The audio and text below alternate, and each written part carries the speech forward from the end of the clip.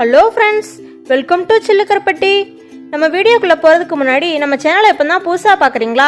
அப்போ சப்ஸ்கிரைப் பண்ணிக்கோங்க ஃப்ரெண்ட்ஸ். பக்கத்தில் இருக்க பெல் ஐக்கானையும் கிளிக் பண்ணிக்கோங்க ஃப்ரெண்ட்ஸ். அப்போ தான் நம்ம போடுற வீடியோஸ் எல்லாம் உங்கள் மொபைலுக்கு நோட்டிஃபிகேஷனாக வரும்.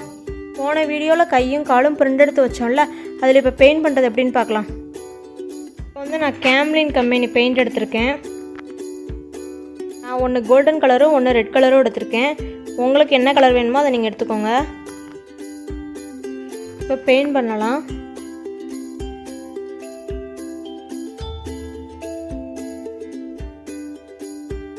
ஒரு கோட்டிங் கொடுத்தாலே போதும். அப்படி செகண்ட் கோட்டிங் வேணும்னு நினைக்கிறவங்க பார்த்து ரொம்ப மைன்யூட்டாக பண்ணணும். இங்கே ஒரு இடத்துல நம்ம பண்ணால் மட்டும்தாலும் அது காஞ்சதுக்கப்புறம் ஒரு மாதிரி திட்டு திட்டாக தெரியும்.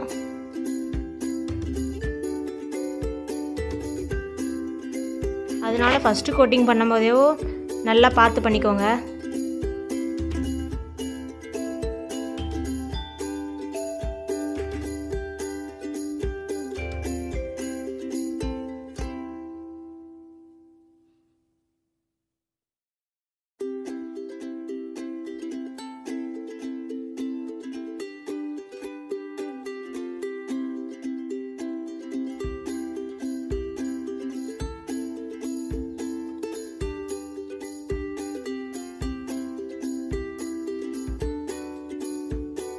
அவ்வளோதான், இப்போ நம்ம பெயிண்ட் பண்ணி முடிச்சிட்டோம். இதே மாதிரியே மித்ததெல்லாம் நம்ம பெயிண்ட் பண்ணிட்டு வந்துடலாம்.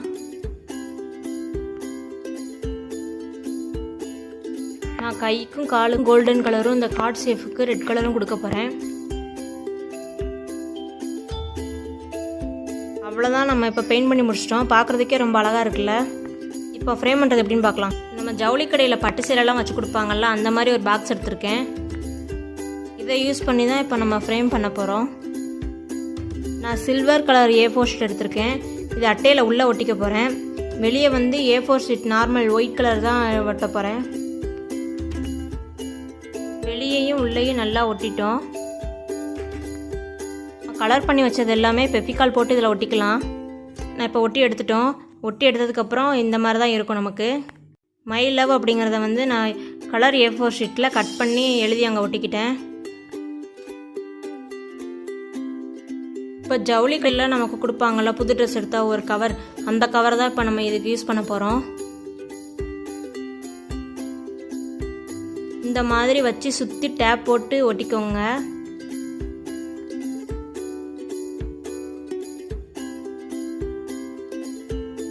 இப்போ ஒட்டி எடுத்தாச்சு.